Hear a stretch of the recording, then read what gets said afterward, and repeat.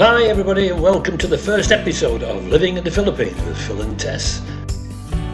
And just so you know what we look like, here's a picture of me. Oh, no chance, that's not me.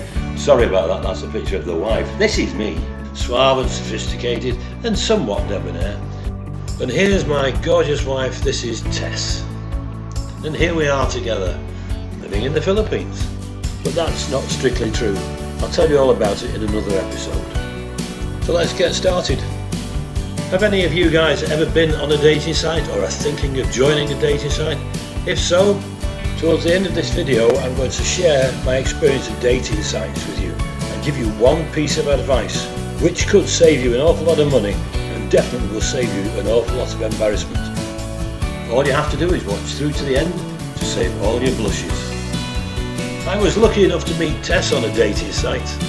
This picture's from her profile. I love her smile. So after 4 or 5 months of chatting and getting to know each other, our likes and dislikes, it wasn't long before the conversation turned towards me going to the Philippines.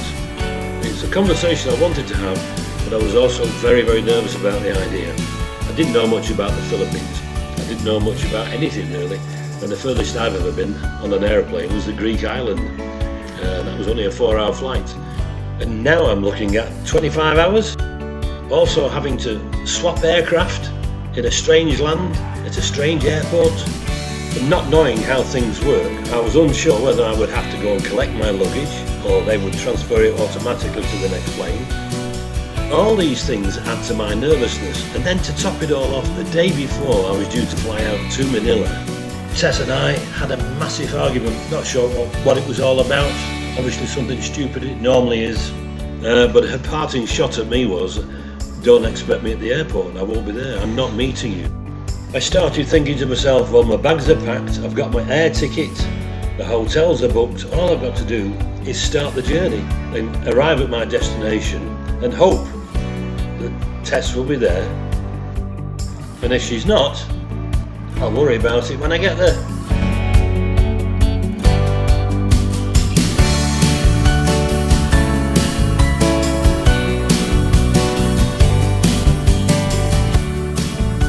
Hey, well we landed. 11:15 p.m. in the evening, 9.5 hours from Doha. Got my luggage, got a taxi and ended up at the Belmont Hotel. All I wanted to do was really have a wash. Managed to get my head down for about 2.5 hours before the taxi arrived 4:30 to take me back to the airport where my plane to Dumaguete was waiting for me. I was taking off at 8:30, that would get me into Dumaguete around about 10 a.m. in the morning.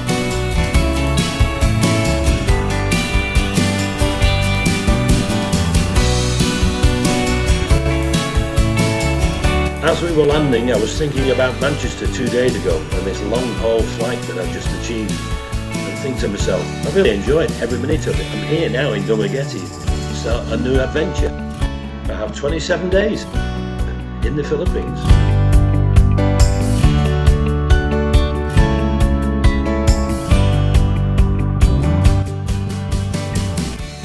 We stepped off the plane and walked across the tarmac. No buses needed here. The aircraft parks right next to the door, so you just get off and walk a few yards.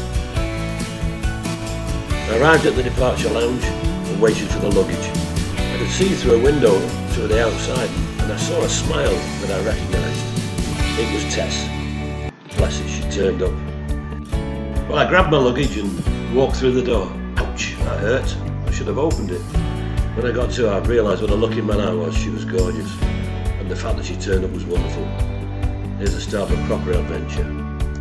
Anyway, I was in her hands now, so she organised a tricycle or a pedicab, and we went to the hotel. When we arrived at the hotel, the room wasn't going to be available for a couple of hours, so we secured our luggage, and we went off to the local shopping mall, mainly because I was hungry and wanted something to eat. And this was my first taste of Filipino food. Looking forward to that. Tongue in cheek. It was lovely.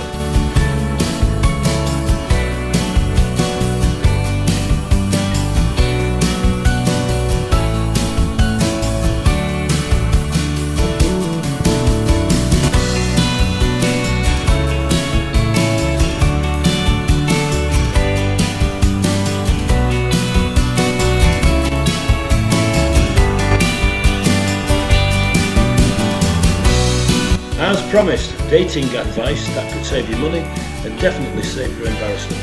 This advice refers to all dating sites anywhere in the world. Doesn't matter whether you're a man or a woman looking for a new life partner. Out there are lots of people who want to take money off you. We all think we can spot a scam a mile away, but you know what? They're very clever, these people. We can't spot them all. You have to protect yourself on a dating site. I'd made a decision after I was caught out that I wasn't going to give anybody any more money. And believe me, I was asked on a few occasions, but I said, I'm sorry, I don't know you well enough. And please don't ask again, otherwise I'll have to end the conversation. So my advice is don't give anybody any money, and then you will never have to explain to your friends what an idiot, what a fool you've been and how much money you've lost. How embarrassing would that be? I know, I've been there. Well, if you made it through to the end, I can only thank you a million times. If you've really enjoyed it, do me a favour and press the thumbs up, the like button. That would be great if you could do that. And if you're feeling really adventurous, just press the subscribe button because that helps the channel and we need all the help we can get because we're new at this, so please press that. And if you're frightened of missing something in the future that we might put out, perhaps on the 20th of July, press the little bell because then YouTube will remind you. And if you want to make a comment or ask a question, please do so by typing it below. Can I just say thank you to everyone who stayed to watch to the end and to those that didn't. Only messy. Hope to see you again on the 20th of July when we release the next episode 2, which will be talking about what Tess and I did over those 27 days. Till then, you take care, look after yourselves, bye bye from us.